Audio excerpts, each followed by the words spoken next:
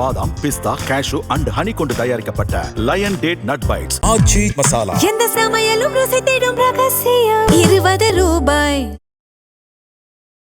IBC Tamil நேயர்களுக்கு வணக்கம். இன்று நம்முடன் நேர்காணலில் அரசியல் விமர்சகர் முரளிதரன் இருக்கிறார். வணக்கம் சார். வணக்கம்.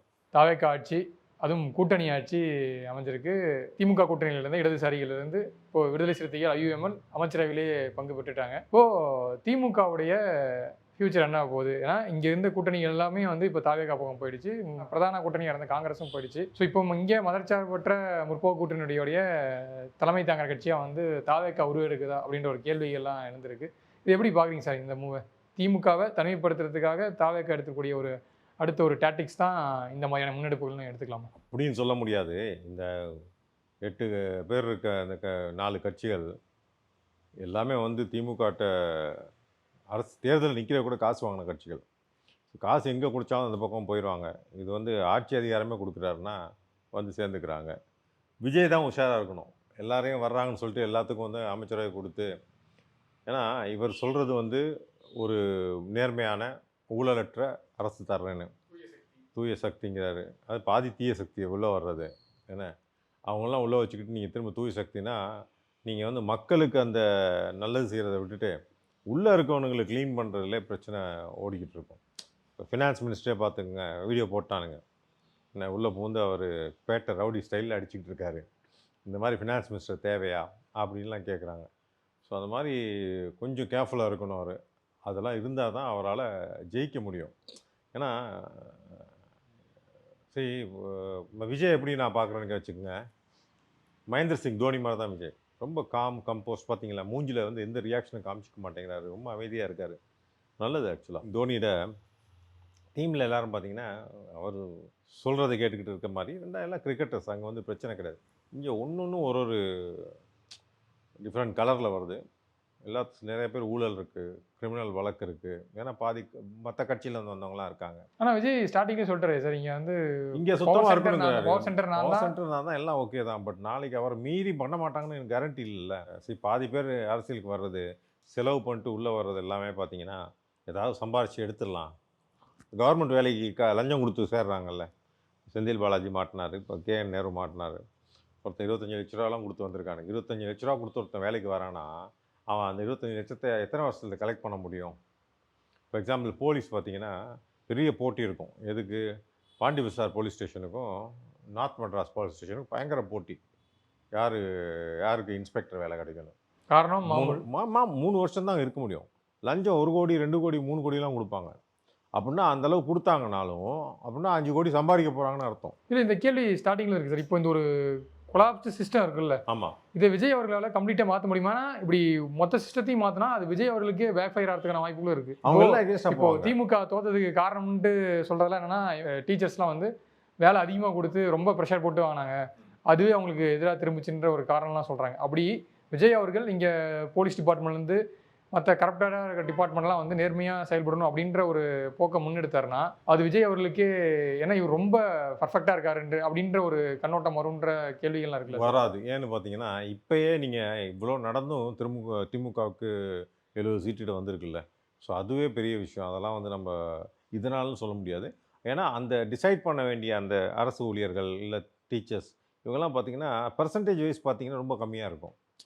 என்ன இருந்தாலும் மக்கள் பலன் வந்து அதை விட ஜாஸ்தியாக இருக்கும். இப்போ 4 கோடி பேர், லெட்ஸ் ஃபார் எக்ஸாம்பிள் உதாரணத்துக்கு 4 கோடி பேர் மக்கள் வந்து ஓட்டு போடுறாங்கன்னா அதில் ஒரு 5% இருந்தால் ரொம்ப கம்மியான ஜனத்தொகை. அது வந்து அந்தளவு இம்பேக்ட் கொடுக்காது. அதனால் அதெல்லாம் வந்து எப்படியும் சைட்லைன் ஆயிரும். அந்த மாதிரி நெகட்டிவெல்லாம் இருக்கும். பட்டு இவரால் எல்லாத்தையும் போக முடியுமா? அது ஒரு கேள்வி. ஏன்னா அரசு ஊழியர்கள் எல்லாமே 99% லஞ்சம் வாங்குறவங்க தான். அவங்களெல்லாம் தாண்டி வரணும். ஸோ வந்து ஃபேஸ் பை ஃபேஸ் கொஞ்சம் பொறுமையோட. இப்போ நல்ல விஷயங்கள் என்னென்னா, அட்லீஸ்ட் நீங்கள் வந்து எல்லாத்தையும் கைது பண்ண அவசியம் கிடையாது. ஆனால் அந்த மெசேஜ் போய் சேரணும். இப்போ நிர்மல்குமார் என்ன பண்ணியிருக்காரு? காசியை தூக்கிட்டார். காசி தான் பிரைமரி புரோக்கர் செந்தில் பாலாஜிக்கு அந்த 350 கோடி டிரான்ஸ்ஃபார்ம் ஊழலில். அவங்க மேலே தான் எஃப்ஐஆர் போட்டு அவங்கள தான் அரெஸ்ட் பண்ணணும், அவங்கள தான் இன்வெஸ்டிகேட் பண்ணணும். இடி வந்து விரட்டிக்கிட்டு இருக்கான். இவங்க வந்து எஃப்ஐஆர் போடாமல் அப்படி பமிக்கிட்டு இருக்காங்க. இந்த மாதிரி அவரை வந்து இப்போ வந்து பணியிடை நீக்கம் பண்ணியிருக்காரு. சஸ்பெண்ட் பண்ணோன்னு என்ன ஆகும்? அவள் கீழே இருக்கலாம் கொஞ்சம் சார், ஆஹா இவனுக்கு எல்லா இடத்துலையும் கை வச்சிடும். அதே மாதிரி டாஸ்மாக் விஷயத்தில் ஒரு போலீஸ் இன்ஸ்பெக்டர் ஒருத்தன் கம்ப்ளைண்ட் பண்ணுறான் சார் அதிகமாக வாங்குறாங்கன்னு அவர் நடவடிக்கை எடுக்கலை, அவரை சஸ்பெண்ட் பண்ணுறாங்க. இந்த மாதிரி அந்தந்த டிஸ்ட்ரிக்டில் வந்து ஒவ்வொரு 2-3 பேரை பண்ணாங்கன்னா அந்த டாஸ்மாகில் வாங்குற எக்ஸ்ட்ரா சுத்தமாக போயிடும். பயப்படுவான் வேலை போயிடுமே அப்படின்னு சொல்லி. அதே மீறி பண்ணுறான்னா அது திமிர்னு வச்சுக்கோங்க. அவங்க ஊழியர் சங்கம்லாம் இப்போ பேச ஆரம்பிச்சிருக்கானுங்க, சண்டையெல்லாம் போட்டுக்கிட்டு இருக்கானுங்க. இந்த ஊழியர் சங்கம் யாருன்னு பார்த்தீங்கன்னா அந்த தூய்மை பணியாளர்களுக்கு வந்தாங்கல்ல ஒருத்தர், அவர் தான் பாரதி வழக்கறிஞர், அவர் தான் அங்கேயும் வராரு. ஓகே, அந்த தூய்மை பணியாளரில் கடைசி நேரத்தில் வந்து அவர் சேகர் பாபுட்ட செட்டில்மெண்ட் வாங்கிட்டாரு அப்படின்னு சொல்கிறாங்க. எனக்கு தெரியாது, பட் அதுதான் பேச்சடிப்படு. அவர் செட்டில்மெண்ட் கொடுத்து அவர் வாங்குறதுக்கு எதிர்பார்ப்பார். விஜய் கொடுக்க போகிறதில்ல. ஸோ ஏன்னா அது பிரச்சனையாகும். ஓகே, இன்றைக்கி பார் ஓனர்கள்லாம் வந்து பாதிக்கப்படுறாங்க. கடையை மூட்டா பாரும் பாதிக்கப்படும். ஏன்னா கடையில் வந்து 20-10 ரூபா எக்ஸ்ட்ரா வாங்குறாங்க. சில இடத்துல எலிட் கடையில் 50, 100, 200 எக்ஸ்ட்ரா வாங்கலாம் இருக்காங்க அந்த பாட்டிலோட விலையை பொறுத்து. அடுத்தபட்சமாக அந்த பார் சின்ன டாஸ்மாக் கடைகளில் 10-20 வாங்குறானுங்க. பக்கத்தில் இருக்க பாரில் பார்த்தீங்கன்னா அதே பியரை இங்கே பியர் இல்லைன்றான். அங்கே போய் கேட்டிங்கன்னா 50 ரூபா எக்ஸ்ட்ராவில் இருப்பான், ஏன்னா ஃப்ரிட்ஜில் இருக்குது அப்படிமா. ஸோ இந்த மாதிரி பயங்கரமான ஊழல் நடந்துட்டுருக்கு. இதெல்லாம் வந்து கொண்டாந்து ஸோ அந்த மெசேஜ் ஒன்று ஒன்றா போய் சேர்ந்து தனித்தனியாக எல்லாத்தையும் பண்ண முடியாது. 4-5 பேரை பண்ணையில், முக்கிய புள்ளிகளை பண்ணையில் மற்றவங்களுக்கு புரிதல் வரும். ஸோ அது வரையில் தான் அப்படி தான் கொண்டு போகும். எல்லாரையும் அப்படியே ஒரு அணைச்சி கொண்டு போகணும். அதுதான் சேலஞ்சே. சரி, இப்போ திமுக ஆட்சியில் வந்து அதிகாரிகளுடைய ஆதிக்கம் வந்து அதிகமாக இருக்கிறது வந்து ஒரு முக்கியமான குற்றச்சாட்டாக வைக்கப்பட்டது. இப்போது விஜயருடைய கவர்மெண்ட்டில் மினிஸ்டர்ஸ் எல்லாம் பார்த்தீங்கன்னா ஃப்ரெஷ் ஃபேஸ், எல்லாமே வந்து முதல் தலைமுறை அரசியல்வாதி, முதல் தலைமுறையாக வந்து அட்மினிஸ்ட்ரேஷனுக்குள்ளே வந்திருக்காங்க. அப்படி இருக்கும்போது இங்கே அதிகாரிகளுடைய தலையீடு எந்த அளவுக்கு இருக்கும்? ஸோ அவங்களால ஃபுல்லாத்தையும் வந்து, ஏன்னா விஜயே எல்லாத்தையும் வந்து கண்ட்ரோல் பண்ண முடியாது. கூட இருக்க அமைச்சர்களும் வந்து ஓரளவுக்கு எக்ஸ்பீரியன்ஸாக இருந்தாங்க தான் அதை வந்து தற்காக்க முடியும். ஸோ அதற்கான பாசிபிலிட்டிஸ் எப்படி இருக்குது சார்? ஏன்னா இங்கே திமுக வந்து நம்ம பெரிய விமர்சனம் ஸ்டாலினை பொம்மை முதல்வர் சொல்லுவோம். ஏன்னு சொன்னோன்னா அவரை வந்து ஒரு கும்பல் ஹைஜாக் பண்ணி அவரை வச்சு வீடியோ போட்டு அவரை குஷிப்படுத்துறதுல இருந்துச்சு. நிர்வாகம்னு பார்த்தீங்கன்னா இந்த அரசியல் வாரிசுகள் வந்து பல இடத்துல வந்து போலீஸை கையாளுறதோ, போலீஸ் அவர் கீழே இருந்தது, ஆனால் அவருக்கே தெரியாது ஏன் போலீஸ் என்ன பண்ணிக்கிட்டு இருந்துச்சுன்னு. ஏன்னா இந்த வாரிசுகள்லாம் வந்து ஃபோன் பண்ணி அவனை தூக்கு, இதை பண்ணு, அதை பண்ணு, கிட்டத்தட்ட காவல்துறை ஏவல் துறையாக மாறிடுச்சு. அதே மாதிரி தான் ஐஏஎஸ் ஐபிஎஸ் ஆஃபீஸர், அதையும் கண்ட்ரோல் பண்ணது இந்த 4-5 பவர் சென்டர். டிபிஆர் இருந்தார், அன்பில் மகேஷ், இந்த பக்கம் உதயநிதி, அந்த பக்கம் சபரீசனு, ஓகே, வேறு யார் பவர்ஃபுல்லு, கனிமொழி சைடில் வேறு யார், எல்லாம் இந்த மாதிரி நெப்போ கிட்ஸ்ன்னு சொல்லுவோம்ல, நம்ம துரைமுருகன் பையன், இது மாதிரி அப்புறம் தமிழச்சி தங்கமாட்டியனா, அவங்க எல்லாமே இவங்கெல்லாம் பார்த்திங்கன்னா அரசியல் வாரிசுகள். எல்லாத்துக்கும் பவர் இருக்கும். இப்போ போலீஸ்காரனுக்கு ஃபோன் பண்ணால் சென்னை கமிஷனர் எடுத்துக்கங்க, சவுக்கு தூக்கு அப்படின்னு தூக்கித்தான் ஆகணும். அது இவங்களை யார் சொன்னாலும் பண்ணி தான் ஆகணும். ஸோ அந்த காவல்துறை ஏவல் துறையாக மாறியது. இது வந்து முதல்வர் பொம்மையாக இருந்தால் அவருக்கு எதுவுமே தெரியலை. ஏன்னா அவர் தான் இந்த ஐஏஎஸ் ஐபிஎஸ் ஐஎஃப்எஸ் எல்லாம் மிரட்டி வேலை வாங்கியிருக்கணும். அவர் மேலே பயம் இருந்ததுதான் அவங்க பண்ணியிருக்க மாட்டாங்க. இல்லை இந்த மாதிரி உதயநிதி ஸ்டாலின் மாதிரி சொல்கிறார் சார் நாங்கள் பண்ணலாமா, அவர் கேட்டிருப்பாங்க. இல்லை அன்பில் மகேஷ் இந்த மாதிரி ரிக்வெஸ்ட் பண்ணுறாரு பண்ணலாம், யாருமே கேட்கல. அவங்க இஷ்டத்துக்கு ஒருத்தரும் ஒரு பக்கம் இழுத்துக்கிட்டு போனனால தான் அந்த அதிகாரம் அந்த கவர்னன்ஸ் ஆட்சித்திறன் வந்து ரொம்ப சீரழிக்கப்பட்டு வீணாக போனது இதனால தான். இதனால தான் அந்த விஷயம். அப்போ அது வந்து இப்போ வந்து அப்படியே ஆப்பிள் டு ஆப்பிள் கம்பேர் பண்ணுவோம். முதல்வர் இடத்துல விஜயை போடும். விஜய் வந்து காலையிலே ஆஃபீஸுக்கு போயிடுறாரு, 10 மணிக்கா போயிட்டு ஈவினிங் வரைக்கும் அங்கேயே சாப்பிட்றாரு. எல்லாத்தையும் கற்றுக்கணுன்னு ஒரு ஆர்வத்தோடு இருக்கார். முதல் தடவை முதல்வர் ஆனால் சரி. பட் அவர் வந்து ஒரு சினிமா துறையோடு நீங்கள் கம்பேர் பண்ணிங்கன்னா ஒரு படத்தை வந்து 3-4 மாதத்தில் முடிச்சிடுறாங்க. டேர்ன் ஓவர் விஜய் படம் சராசரியாக 500லேருந்து 1000 கோடி. ஓகே, ஒரு இண்டஸ்ட்ரி மாதிரி ஒரு கார்ப்பரேட் கம்பெனி, இந்த டிசிஎஸ் மாதிரி கம்பெனிலாம் வருஷம் முழுக்க கஷ்டப்பட்டு 1000 கோடி சம்பாதிக்கிறாங்க. இவங்க 4 மாதத்தில் பண்ணிடுறாங்க. அந்த 4 மாதத்தில் எவ்வளோ பிளானிங், எவ்வளோ ஸ்ட்ராட்டஜி இருக்குன்னு யோசிச்சு பாருங்கள். ஸோ இது வந்து இண்டஸ்ட்ரி தான். இது ஒரு பெரிய ஒரு இண்டஸ்ட்ரி, ஒரு கார்ப்பரேட் என்டிட்டி மாதிரி தான் அவர் இருந்து வந்த இடம். ஓகே, அவருக்கு அந்த குவாலிஃபிகேஷன் எம்பிஏ இருக்குது, அதெல்லாம் அந்த மாதிரில அதில் இருந்து வந்தவர். அவர் ஒரு சூப்பர் ஸ்டாருங்க பட்சத்தில் அவர் வந்து சாதாரண நடிகர் இல்லை. சாதாரண நடிகர்னால் டேரக்டர் சொல்லுவார் அதை பண்ணு இதை பண்ணுன்னு, இல்லை மியூசிக் டேரக்டர் சொல்லலாம் இப்படி பண்ணணும் அப்படி பண்ணணும். இவரை பொறுத்த வரைக்கும் எப்படின்னா இவர் தான் வந்து யார் ஹீரோயின், யாரெல்லாம் வந்து இருக்கணும், அப்பா பாத்திரம் யார், அண்ணன் பாத்திரம் யார், என்ன எந்த டெக்னீஷியன், எந்த கேமராமேன், எந்த மியூசிக் டைரக்டர், இவர் தான் எல்லாமே செலக்ட் பண்ணுவார். இதெல்லாம் செலக்ட் பண்ணதுக்கப்புறம் பிளானிங், அதாவது ஒரு உங்களுக்கு இப்போ இந்த ஷூட்டிங், நம்ம ஷூட்டிங்கே எடுத்துக்கங்க. இப்போ நீங்கள் உங்கள் வீட்டில், அவர் வீட்டில், இவர் வீட்டில், எல்லாருமே வந்து பிளான் பண்ணி அதனால தான் இந்த டைமுக்கு கூடி இங்கே உட்காந்து பண்ண முடியுது. இதே இடத்துல சினிமா எடுத்துக்கங்க, 100கணக்கான பேர் இருக்காங்க, 100கணக்கான பேர் ஒன்றா கொண்டாந்து சிங்க் பண்ணி பண்ணுறவங்களே இட்ஸ் அ சேலஞ்ச். ஸோ அந்த எக்ஸ்பீரியன்ஸ் இவருக்கு இருக்குது. அந்த அந்த மாதிரி ஒரு சேலஞ்சிங் என்வாயன்மெண்ட்டில் வேலை செய்கிற எக்ஸ்பீரியன்ஸ் விஜய்க்கு இருக்குது. ஸோ அப்போ கவர்மெண்ட்டில் பண்ணீங்கன்னா அதை பண்ண முடியும். ஸோ இப்போ என்னன்னா அவர் வந்து இல்லை அதான் சார், இப்போ நீங்கள் சொன்னது எல்லாமே ஒரு எக்ஸ்பீரியன்ஸ்டான டெக்னீஷியன்ஸ் இருப்பாங்க. பட் இங்கே அப்படி கிடையாது. இல்லை, இங்கே அப்படியே வைஸ் வர்ஸா மாறி இருக்குல்ல. ஐஏஎஸ் ஐஎஃப்எஸ் எல்லாமே எக்ஸ்பீரியன்ஸ். நான் மினிஸ்டர்ஸ் சொல்கிறேன், மினிஸ்டர்ஸ் எம்எல்ஏஸ் ஃபுல்லாக இருப்பாங்க. பட் அவங்கள க்ரூம் பண்ணிக்கணும். ஏன்னா இன்னொரு விஷயம் நீங்கள் பார்க்கணும், வரணும் எல்லாம் வந்து அடிமட்டத்தில் தான் வர்றோம். எல்லாம் வந்து கொளுத்து பெருத்து அப்பா அரசியல்வாதின்னு வரல. முன்னாடி இருந்த மாதிரி என்ன, முன்னாடி இருந்தவங்களுக்கு கஷ்டம்னாலும் என்னன்னு தெரியாது, பசின்னு என்னன்னு தெரியாது. இதில் நிறைய பேத்துக்கு பசின்னு என்ன தெரியும், சோறுனா என்னன்னு தெரியும், அடி வாங்கினா வலிக்கும்னு தெரியும். இதெல்லாம் வந்து இவன் வந்து ஒவ்வொருத்தரும் வந்து நிரூபிக்கணும்னு அந்த ஊந்துதலோடு இருப்பாங்க. அந்த எந்தூசியாரம் இருக்கும். யாருமே எதிர்பார்த்துருக்க மாட்டாங்க நான் அமைச்சர் ஆகணும். இல்லை, இவங்களை எதுவுமே யாருமே சிடிஆர் நிர்மல்குமார் போய் நான் செஞ்சுக்கிட்டு இருந்தேன், இன்னையா ஒரு கட்சியாக போயிட்டு இருக்க அப்படின்னு. இன்றைக்கி அவர் எலக்ட்ரிசிட்டி மினிஸ்டர், எவ்வளோ பெரிய போர்ட்ஃபோலியோ பாருங்கள். அது கோடிக்கணக்கான பட்ஜெட் அவருக்கு.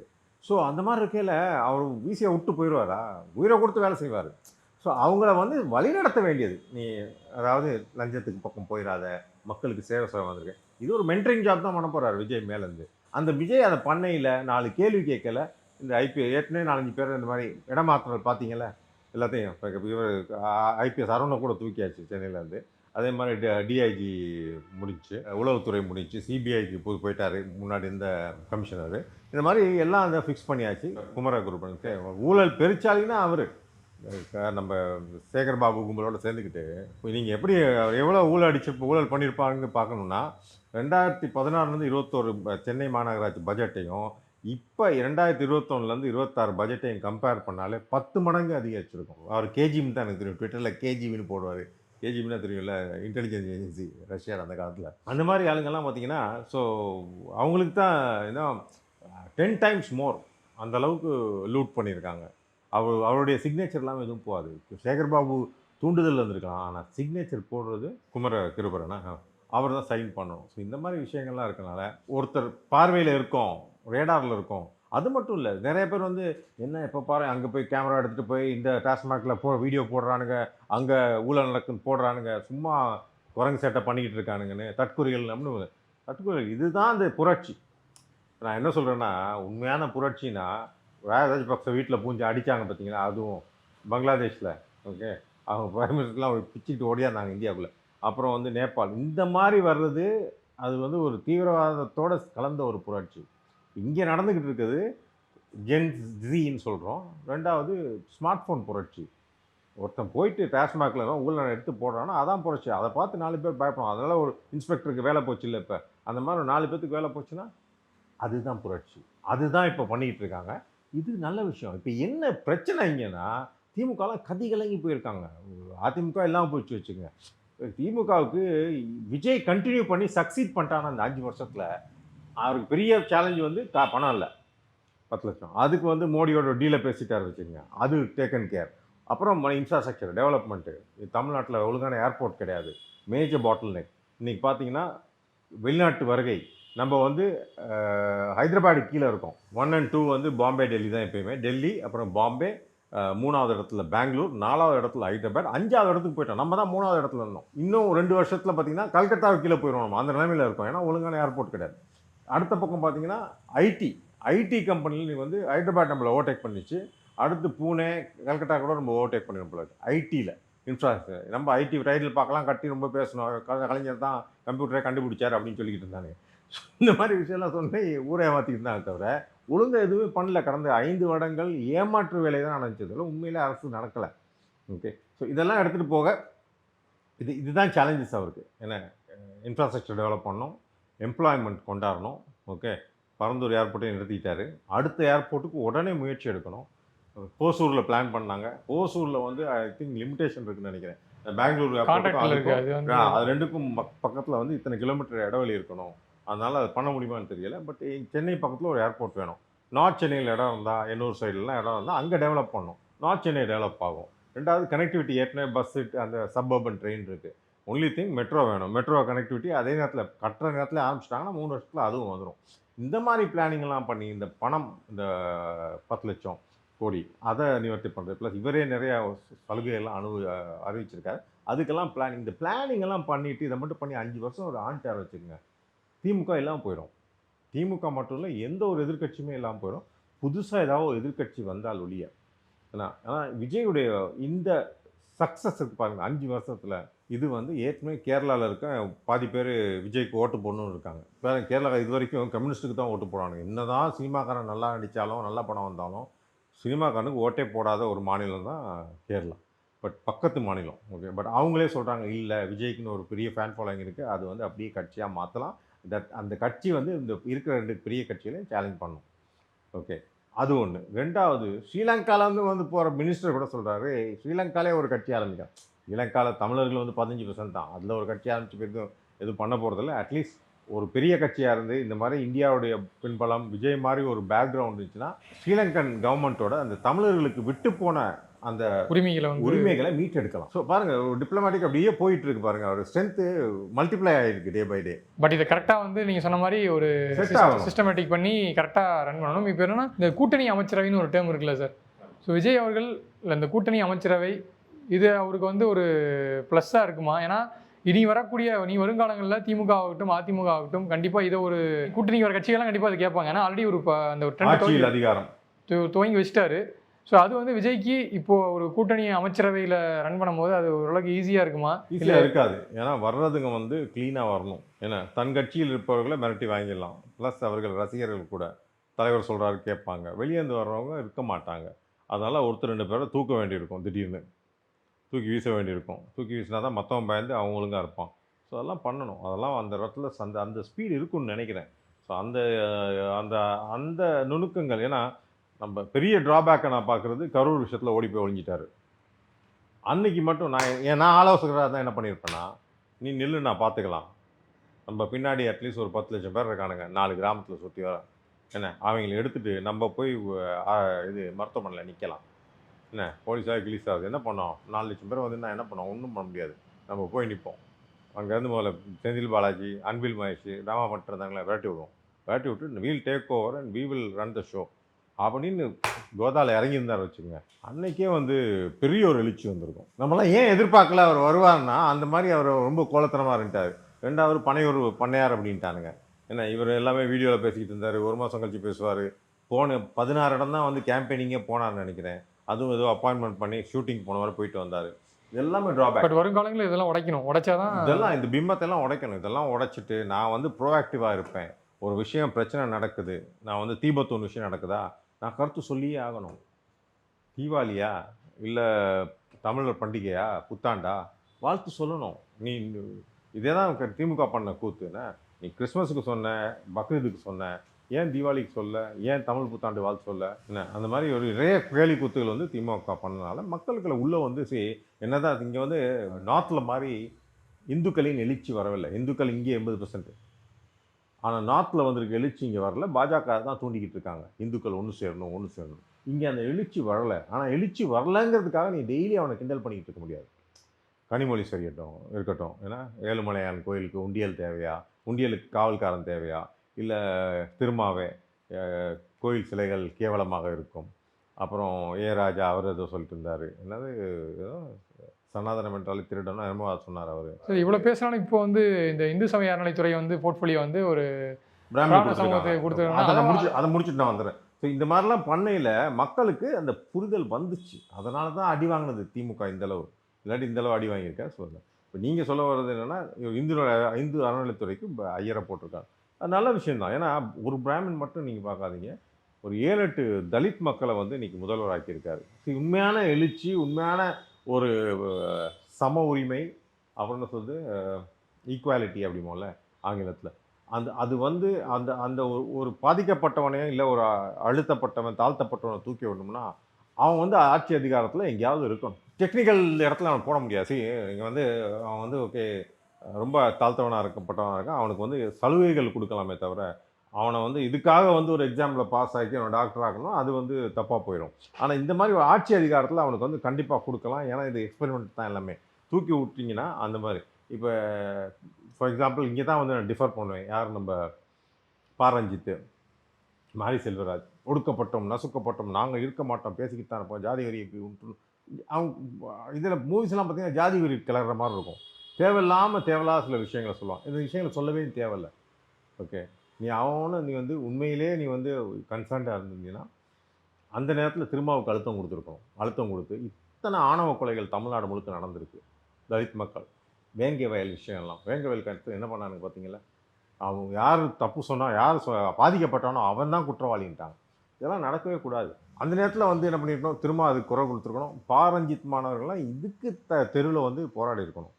பாரஞ்சித் கூப்பிட்டா 1,00,000 பேர் வந்து வருவான் நிற்பான். இந்த மாதிரி இதெல்லாம் பண்ணியிருக்கோம். அதெல்லாம் அவங்க பண்ணவே இல்லை. ஆனால் இன்னைக்கு விஜய் பண்ணி காமிக்கிறாரு.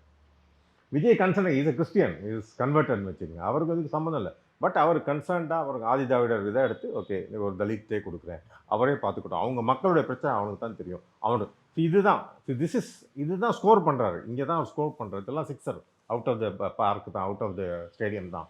இதுதான் சிக்ஸர். அந்த ஒரு பிராமணை கொண்டாந்து இந்து அறநிலையத்துறை, ஏன்னா இந்து அறநிலையத்துறை தான் கோயிலில் தான் பணம் இருக்குது, கோடிக்கணக்கான பணம் இருக்குது. இதை திருடிக்கிட்டு இருந்தது தான் சேகர் பாபு. பட்டமாக சொன்னால் சரி. ஏன்னா நான் கூட ஒரு கேஸை போட்டு அந்த மருதமலையில் முருகன் சிலை வைக்கணும்னாரு.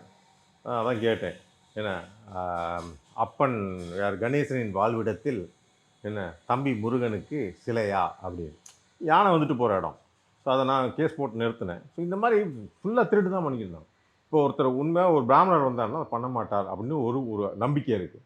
அவர் பண்ணாமல் அதை ஒழுங்காக நடத்திட்டு அதில் வர்ற பணத்தை வந்து கோயிலுக்கும் நல்ல காரியங்களுக்கும் உபயோகிச்சுட்டாங்க வச்சுக்கோங்க. இவன் பாலிசி அரசியல்வாதி சுருட்டாமல் வின் பண்ணிட்டாங்கல்ல. பெரிய ஒரு என்டையர் அந்த சங்கி க்ரௌடில் பாதி க்ரௌடை சப்போர்ட் பண்ண ஆரம்பிச்சிடும் விஜய்க்கு. இன்றைக்கி வந்து அண்ணாமலைன்னு சொல்லிக்கிட்டு இருக்குங்க. பட் பாதி பேர் அங்கே சப்போர்ட் பண்ண ஆரம்பிச்சிட்டாங்க. இதை மட்டும் பண்ணிட்டாங்க வச்சுங்க. இந்து அறநிலைத்துறையை மட்டும் சுத்தம் பண்ணிட்டாங்களா முடிஞ்சு போச்சு. அது அங்கே வந்து அந்த பிராமின் ஓட்டு அப்படியெல்லாம் வந்துடும்.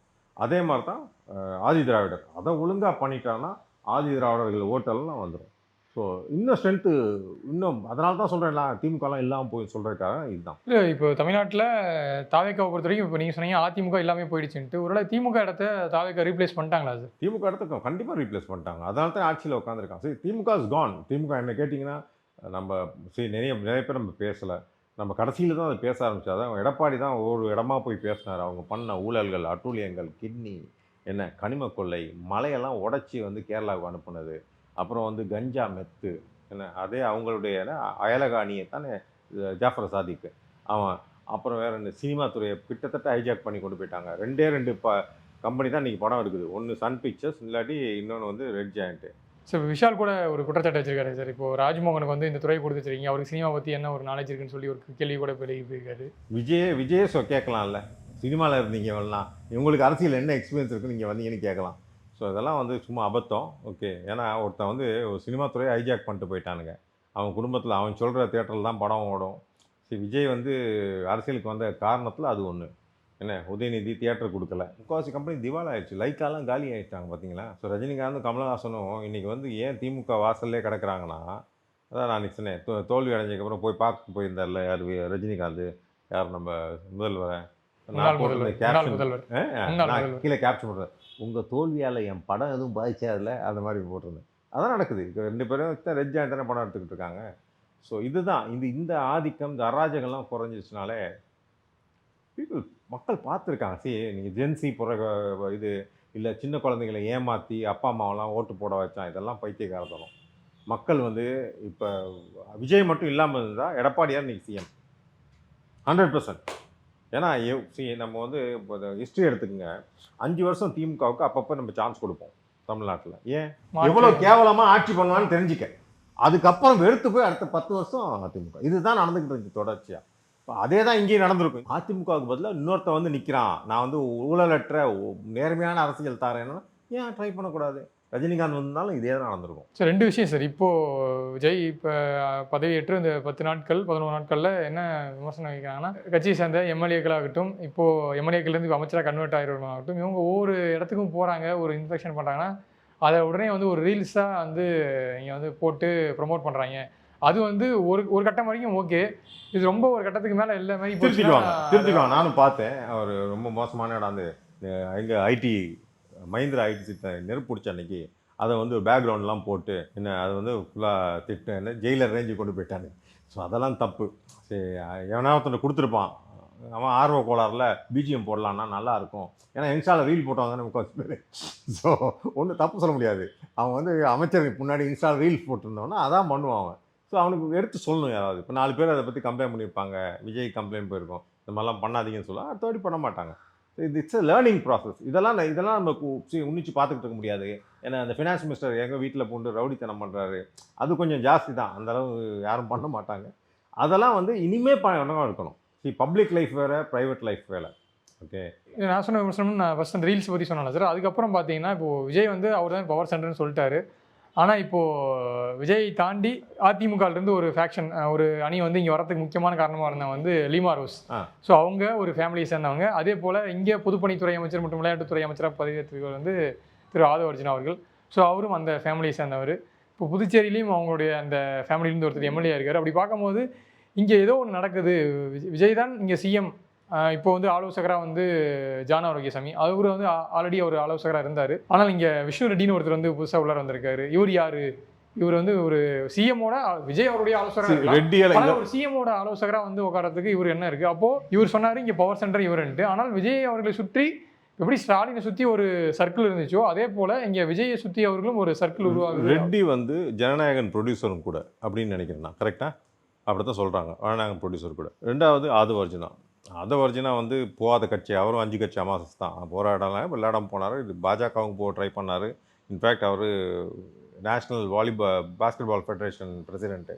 அதுக்கு அனுராஜ் தாக்கூருக்கு 25 கோடி கொடுத்தா அந்த பதவியை வாங்கினார். அந்த நேரத்தில் வந்து அவர் மாமனார் சப்போர்ட் பண்ணார்.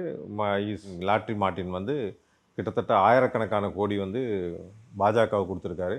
500 கோடி கிட்ட திமுகவுக்கு கொடுத்துருக்காரு. இந்த அளவு டொனேஷன் கொடுக்க, அந்த அளவு பவர்ஃபுல்லாக. கடந்த காலங்களில் திமுக வேலை பார்த்தவர் தான், திமுக பெண்ணுக்கு ஒர்க் பண்ணவர் தான். ஸோ இதெல்லாம் இருக்குது, இந்த பேக்ரவுண்ட்லாம் இருக்குது. இந்த பேக்ரவுண்ட்லாம் இருக்கல. இப்போ இந்த எலெக்ஷன் டைமில் பாஜகலேருந்து மார்ட்டினுக்கு அழுத்தம் வந்திருக்கு. உன் மருமகனுக்கு நீ சப்போர்ட் பண்ண முடியாது, ஏன்னா அவன் எதிர்ப்பக்கமாக இருக்கான் அப்படின்னு சொல்லி பண வரவெல்லாம் குறைஞ்சி போச்சு. அதனால தான் ஒருவேளை வந்து இந்த ரெட்டியெல்லாம் இருக்காங்கன்னு நான் நினைக்கிறேன். கிசுகிசுக்கப்பட்டது, ரெட்டி தான் ஃபண்ட் பண்ணுறாரு, அவருக்கு தான் எலெக்ஷனுக்கெல்லாம் காசு கொடுக்குறான்னு இருக்கலாம். ஏன்னா அவர் பெரிய ஜனநாயகன் மாதிரி ஒரு படத்தை ப்ரொடியூஸ், அந்த படம் வீணாக போச்சு கடைசியில் பார்த்தீங்களா, லீக் ஆகி வீணாக போச்சு. பட் ஸ்டில் அந்தளவு ஃபண்ட்ஸ் இருக்கனால அவங்க சப்போர்ட் பண்ணுறாங்க. ஸோ அந்த ஹெல்ப்பெல்லாம் எடுத்து தான் ஆகணும், வேறு வழி இல்லை. நீ கையில் பணம்லாம் என்ன பண்ணுவோம். லீமா ரோஸ் எல்லாம் வருது, அது திங் தட்ஸ் பொலிட்டிக்கல். அந்த ஃபேமிலியிலே பார்த்தீங்கன்னா எல்லா கட்சியிலையும் ஆள் வச்சுக்கலாம். ஏன்னா அவங்க மேலே நிறைய இப்போ கேஸ் எல்லாம் இருக்குது, பலதரப்பட்ட கேஸ் இருக்குது, கிரிமினல் கேஸஸ். அதிலலாம் மாட்டி நாளைக்கு வந்து உள்ளே போக வேண்டியிருக்கும். அதெல்லாம் தப்பிக்கிறதுக்காக ஒரு ஸ்ட்ராட்டஜியாக இருக்குது. இது ஒரு பவர் பாலிட்டிக்ஸாக ஃபியூச்சரில் உருவாகிறதுக்கான வாய்ப்பு. இதெல்லாம் இது எகேன்ஸ்டாக போக சான்ஸ் இல்லை. ஏன்னா பல கட்சியில் இருக்காங்க, எல்லாம் வந்து ஒரு எல்லாருமே பிஜேபி. இன்னும் ஒரு கட்டம் போய் எப்படிலாம் விஷயம் கேள்விப்படுறேன். எப்படி அதிமுக ஆட்சி காலத்தில் வந்து இந்த மன்னார்குடி ஃபேமிலி வந்து கண்ட்ரோல் இருந்தாங்க, அதற்கான வாய்ப்பு அது இங்கே சான்ஸ் இல்லை. ஏன்னா இவருக்கு வாரிசெல்லாம் இல்லாமல் ஒத்தக்கட்டையாக இருந்தார், ஜெயலலிதா மாதிரி தனியாக இருந்தாங்க. அவங்களுக்கு வந்து யாருமே சப்போர்ட் இல்லை. எது அந்த மாதிரி நேரத்தில் அந்த ஒரு மன்னார்குடி அந்த ஃபேமிலியை அவங்க தான் வளர்த்து விட்டது, விரட்டினதும் அவங்க தான், திரும்ப சேர்த்துக்கிட்டதும் அவங்க தான். ஸோ அது அவங்களுடைய தவறு. அதெல்லாம் வந்து அரசியல் தவறுகள் கண்டிப்பாக இவர் பார்த்துருக்காரு. திரும்பி இவரும் அந்த தவறை பண்ணுவார்னு எனக்கு தெரியல. ஏன்னா அவர் ரொம்ப கான்ஃபிடென்ட்டாக இருக்கார். என்னை பொறுத்த வரைக்கும் அமைதியாக வேறு இருக்கார், வாய விடுறதில்ல. ஸோ அடிக்கடி பேட்டி கொடுக்குறதில்ல. ஸோ ஏன்னா பெரிய பிரச்சனைகள் பார்த்திங்கன்னா தமிழ்நாட்டில் மைக்கை கொடுத்தா பேசுகிறதுக்கு 10 பேர் இருக்கானுங்க, எல்லா கட்சியும் சரி. பாஜக வீணாக போனதே இதனால தான். ஏன்னா மைக்கை கொடுத்தா கீழேருந்து மேலே வரைக்கும் எல்லாம் பேசுகிறது வெறுப்பேற்றுற மாதிரி பேசுங்க, அதான் பிரச்சனை. ஸோ அதனால் அதை ரெஸ்ட்ரிக்ட் பண்ணிட்டாலே யாருமே பேசக்கூடாது. ஸ்போக்ஸ் பர்சன் மட்டும் தான் பேசணும். இது ஒரு டிசிப்ளின் அவர் கொண்டாடணும். பிஆர்ஓ மாதிரி ஒருத்தரை போட்டார்னா 2-3 பேரை, ஓகே, அவங்க ஸ்போக்ஸ் பர்சன் 2-3 பேர் வச்சுருந்தாங்க ஒரு டிபேட்டில். திமுகவும் அரசும் கடந்த காலங்களில் போட்டாங்க. கடைசியாக ஸ்போக்ஸ் பர்சன் கவர்மெண்ட்லேருந்து ரெப்ரசென்ட் பண்ணி ஐஏஎஸ் ஆஃபீஸர்ஸ். அது தப்பு. அது ஆக்சுவலாக அது வயலேஷன். பார்ட்டிக்கு வந்து நீ ஐஏஎஸ் ஆஃபீஸர் யூஸ் பண்ணிக்க முடியாது. கவர்மெண்ட் பக்கத்துலேருந்து நீங்கள் பேச்சாளராக இருக்கலாம். ஆனால் அவங்க பண்ண விஷயம்லாம் வந்து டிஎம்கே டிஃபெண்ட் பண்ணாங்க. அதில் தான் பிரச்சனை வந்து அமுதாவுக்கெல்லாம் பிரச்சனை வந்ததே அதனால தான் பொம்மை முதல்வர்னு சொல்லுவாங்க. ஏன்னா யாரை எங்கே யூஸ் பண்ண தெரியலை அவருக்கு அப்படின்னு. ஆனால் அந்த மாதிரி பிரச்சனை நான் சொன்னேன். கட்சியில் இருக்கவங்க இப்போ இவர் ஆங்கில ஊடகங்களுக்கு ஃபீலிக்ஸு, தமிழ் ஊடகங்களுக்கு ராஜ்மோகனோ இப்போ அமைச்சராகிட்டார், அவர் வேறு யாராவது அனுப்பணும். இந்த மாதிரி ஒரு கட்டமைப்பை கொண்டாந்து அவங்க ஒரு வாட்ஸ்அப் குரூப்பில் என்ன பேச போகிறோம், என்ன மாதிரி டிபேட்டுக்கு போகிறோம், அந்த டிபேட்டில் என்ன டாபிக் டிஸ்கஸ் பண்ணுவாங்க, அந்த டிபேட்டுக்கான டாப்பிக்கை அவங்களே ஷேர் பண்ணிக்கணும் 5 பேர். ஏன்னா 2-3 டிவிலேருந்து கூப்பிடுவாங்க ஒரே நேரத்தில். 2-3 டிவி போகிறதுக்கு எல்லாரும் ஒரே விதமாக பேசணும். இவர் போய் கத்திரிக்காய் பேசக்கூடாது, அவர் போயிட்டு சுண்டக்காய் பேசக்கூடாது. 2 நாள் கத்திரிக்காய்னா எல்லாரும் கத்திரிக்காய் எல்லாம் அந்த டெக்கோரம் கொண்டாடணும். அவர் கொஞ்ச நாள் போய் நல்லா டேக் ஆஃப் ஆகி நல்லா போயிட்டுருக்கு, ஊழல்லாம் நிறையா குறைச்சிட்டாரு, இந்த மாதிரிலாம் மக்கள் ஆதரவு அதிகரித்து கொண்டு இருக்கிறது. இப்போ வந்து டேமேஜ் பண்ணிக்கிட்டு இருக்கானுங்க திமுக எல்லாரும் சுற்றி வர உட்காந்து. மாரிதாஸ் தான் இருக்கிறதுலே பெரிய டேமேஜ் பண்ணிக்கிட்டு இருக்கா. அவருக்கு என்ன ஆச்சுன்னு தெரில, நல்ல மனுஷன் இந்த மாதிரி ஆகிட்டார். ஸோ இந்த டேமேஜ் பண்ணிக்கிட்டு இருக்கிற டைமில் இப்போ வந்து எக்ஸ்பெரிமெண்ட் பண்ண முடியும். இப்போ வந்து நீ மைக்ரோ மேனேஜர். விஜய் வந்து இந்த நேரத்தில் மோடி அமித்ஷா மாதிரி 18 மணி நேரம் தான் வேலை செய்யணும். ஏன்னா 3 மணி நேரம் 4 மணி நேரம் தூங்க முடியும். அந்த மாதிரி தான் அவர் வேலை பண்ணணும். பண்ண வேண்டி இருக்கும். மைக்ரோ மேனேஜ்மெண்ட், அதாவது ஒவ்வொரு இதையும் ஆராய்ஞ்சு எல்லாத்தையும் இந்த மாதிரி ஃபிக்ஸிங் பண்ணி ஒரு சிஸ்டம் கொண்டாடணும். நான் சொன்னேன்ல, இந்த மாதிரி பேச்சாளர்னா இவங்க, தமிழுக்கு ஆங்கிலத்துக்கு இவங்க 4 பேரும் பேச்சுக்கு போகிறதுக்கு முன்னாடி ஒரு சிஸ்டம் வாட்ஸ்அப் குரூப்பில் உட்காந்து எல்லாம் டிஸ்கஸ் பண்ணிட்டு போகணும். இந்த மாதிரி விஷயங்களை கொண்டாட்டாமல் வச்சுங்க எங்கேயோ போயிடலாம். ஸோ அவருக்கு வந்து எப்படியும் ஒரு 1 year ஆகும் இந்த ஆட்டோமேட் மோட் கொண்டாடுறதுக்கு. அவர் வீட்டில் இருந்துக்கிட்டே ஆஃபீஸுக்கே வராமல் ஃபோன்லேயே ஓகே அதை பண்ணு இதை பண்ணு இதை பண்ணு, ஏன்னா அவருடைய சபார்டினேட்லாம் ட்ரெயின் ஆகிடுவாங்க. அவர் கீழே இருக்க ஐஏஎஸ் ஆஃபீஸ்லாம் ட்ரெயின் ஆகிடுவாங்க. இந்த மாதிரி பிரச்சனை தான் இவர் இப்படி தான் ஹேண்டில் பண்ண சொல்லுவார். நான் அவனே சார் இந்த மாதிரி பிரச்சனை சார் இதை ஹேண்டில் பண்ணிட்டேன் சார், முடிச்சா இது ஓகே சார், ஓகே. இல்லைன்னா அதுக்கு முன்னாடி உள்ள டயலாக் பார்த்தீங்கன்னா ஒரு 1/2 மணி நேரம் பேசியிருப்பாங்க அந்த விஷயத்தை. இப்போ வந்து இப்படி பண்ணிட்டேன் சார், இந்த மாதிரி வந்துச்சுன்னா ஓகே முடிஞ்சு, ஒரே வார்த்தையில் முடியும். அதுதான் கவர்னன்ஸு, அதுதான் அந்த எக்ஸ்பர்டைஸு. இதெல்லாம் வந்துருச்சுன்னா விஜய் இஸ் கிங். கண்டிப்பாக பொறுத்திருந்து பார்க்கலாம் சார். நேரம் ஒதுக்கி இது குறித்து நிறைய தகவல் பார்த்துட்டீங்க. நேரத்துக்கு நன்றி சார். நன்றி. இயற்கையான டேட்ஸ், பாதாம், பிஸ்தா, கேஷு அண்ட் ஹனி கொண்டு தயாரிக்கப்பட்ட லயன் டேட் நட் பைட்ஸ் ஆச்சி மசாலா. எந்த சமையலும் ருசி தேடும் ரகசியம் 20 ரூபாய்.